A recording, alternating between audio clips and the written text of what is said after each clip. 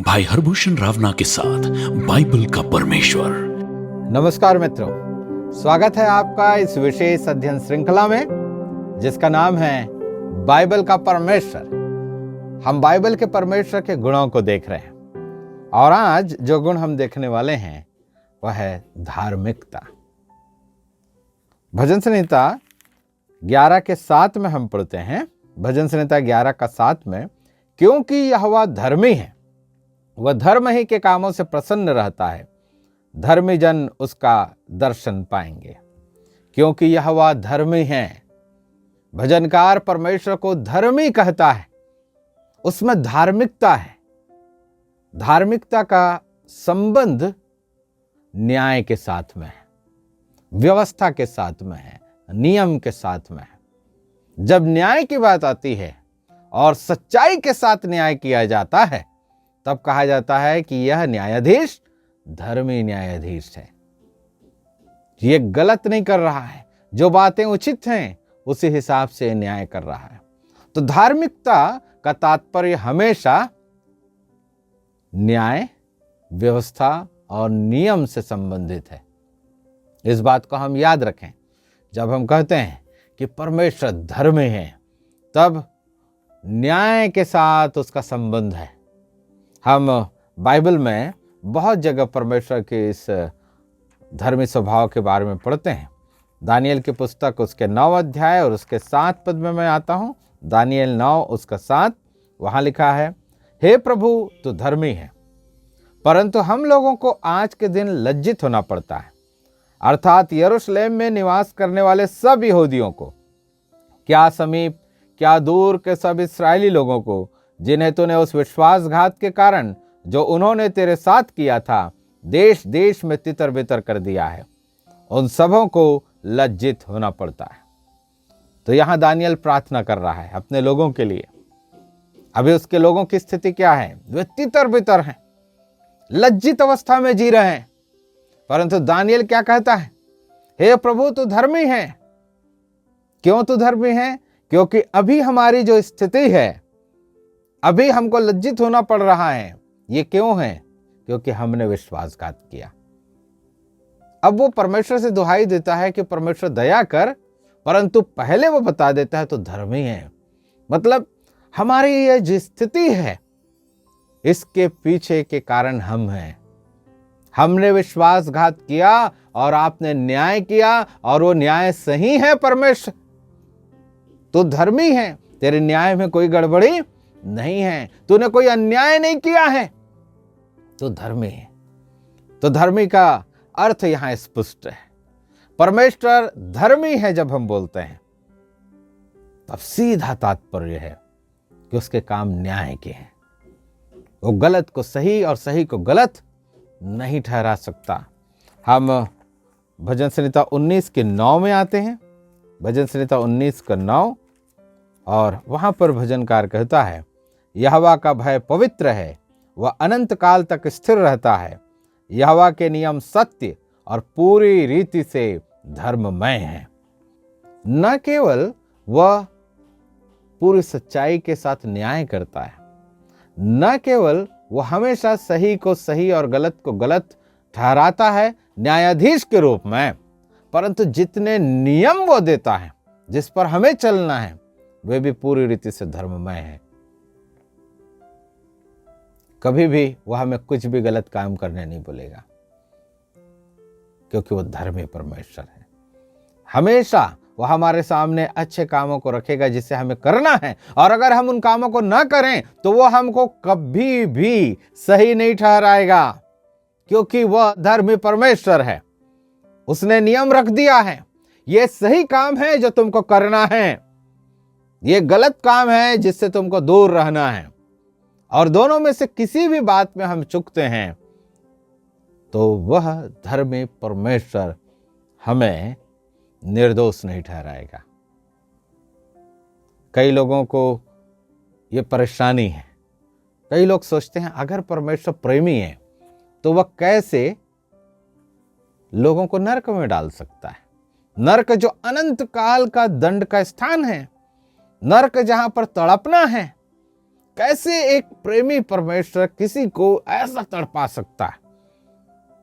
तो समस्या यह है कि वे बात को भूल जाते हैं कि परमेश्वर केवल प्रेम नहीं है, परमेश्वर धर्मी है। परमेश्वर अपने प्रेम में होकर वो सब कुछ करता है, और परमेश्वर ने वो सब कुछ किया है जो मनुष्य को उस दंड से बचा सके। परमेश्वर ने अपने पुत्र को इस संसार में भेजा, जिसने अपने प्राण दिए हमारे बदले। वह मारा गया, गाड़ा गया, तीसरे दिन जी उठा, और उसका सुसमाचार कोने कोने में सुनाया जाता है, हर व्यक्ति तक पहुंचाया जाता है, और परमेश्वर की आत्मा सबसे बात करती है, मन फिराओ। तो परमेश्वर अपने प्रेम में होकर यह काम आज भी कर रहा है, लोगों तक सुसमाचार को पहुंचा रहा है। वह मानो निवेदन करता है मन फिराने का, यह उसका प्रेम है। परंतु वह धर्मी ईश्वर है, वह किसी को भी ऐसे ही पाप क्षमा नहीं दे सकता है, वह किसी को ऐसे ही दंड से मुक्ति प्रदान नहीं कर सकता है। यूहन्ना 3:16 में लिखा है, क्योंकि परमेश्वर ने जगत से ऐसा प्रेम रखा कि उसने अपना इकलौता पुत्र दे दिया, ताकि जो कोई उस पर विश्वास करे वह नाश न हो, परंतु अनंत जीवन पाए। क्या स्पष्टता से परमेश्वर ने प्रेम किया, और परमेश्वर ने दे दिया अपने इकलौते पुत्र को, ताकि जो कोई, उसका प्रेम सबके लिए खुला है, ताकि जो कोई उस पर विश्वास करे वह नाश न हो, परंतु अनंत जीवन पाए। परंतु ऐसे लोगों का क्या जो विश्वास नहीं करेंगे, उनका क्या होगा? परमेश्वर ने प्रेम में प्रबंध किया, जो विश्वास नहीं करेंगे उनका क्या होगा? यूहन्ना 3 और उसके 18 को मैं पढ़ता हूं आपके लिए। जो उस पर विश्वास करता है उस पर दंड की आज्ञा नहीं होती, परंतु जो उस पर विश्वास नहीं करता वह दोषी ठहर चुका, इसलिए कि उसने परमेश्वर के इकलौते पुत्र के नाम पर विश्वास नहीं किया। जो विश्वास किया है उस पर दंड की आज्ञा नहीं है, पर जो विश्वास नहीं करता वह दोषी ठहर चुका।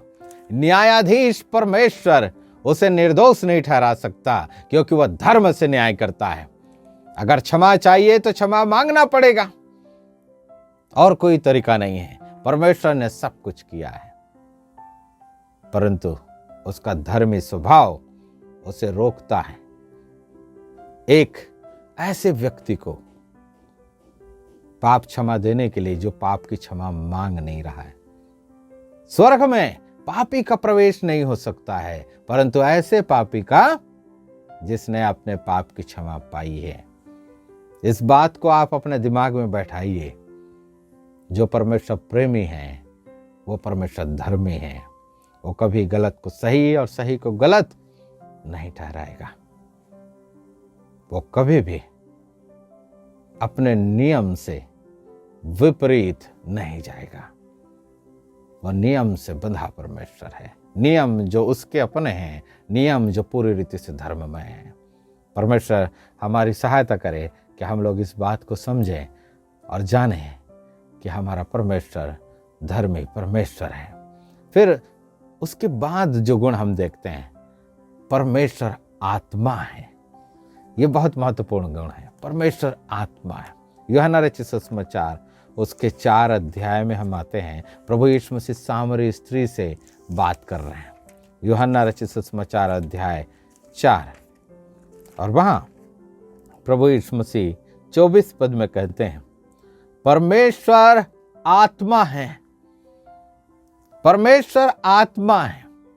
परमेश्वर एक आत्मा नहीं है, परमेश्वर आत्मा है। और जब प्रभु यीशु मसीह इस बात को कह रहे हैं परमेश्वर आत्मा है, तो एक बात बड़ा स्पष्ट है, परमेश्वर भौतिक सीमाओं में बंधा नहीं है। परमेश्वर का कोई भौतिक रूप नहीं है और परमेश्वर भौतिक सीमाओं में बंधा नहीं है। भौतिक रूप नहीं है का मतलब हम उसे किसी रूप में ढाल नहीं सकते हैं। परमेश्वर ऐसा दिखता है, नहीं, हम नहीं बोल सकते हैं। वो आत्मा है। उसके 2 हाथ हैं कि 4 हाथ हैं कि 10 हाथ हैं कि 20 हाथ हैं, उसका रूप ऐसा दिखता है? नहीं, वह आत्मा है। और इसीलिए निर्गमन की पुस्तक और उसके 20वें अध्याय में जब हम आते हैं, जहां 10 आज्ञा दी गई है, वहां पर एक आज्ञा क्या है? निर्गमन की पुस्तक अध्याय 20 और 4 पद, वहां लिखा है, तो अपने लिए कोई मूर्ति खोद कर न बनाना, न किसी की प्रतिमा बनाना जो आकाश में या पृथ्वी पर या पृथ्वी के जल में है। तो उनको दंडवत न करना और न उनकी उपासना करना, क्योंकि मैं तेरा परमेश्वर यहोवा जलन रखने वाला परमेश्वर हूं। परमेश्वर की स्पष्ट आज्ञा है। तो कोई मूर्ति खोद कर न बनाना, न किसी की प्रतिमा बनाना, चाहे वो आकाश की बातें हो या पृथ्वी की या जल की, किसी की भी प्रतिमा न बनाना। तो उसको दंडवत न करना, उसकी उपासना न करना।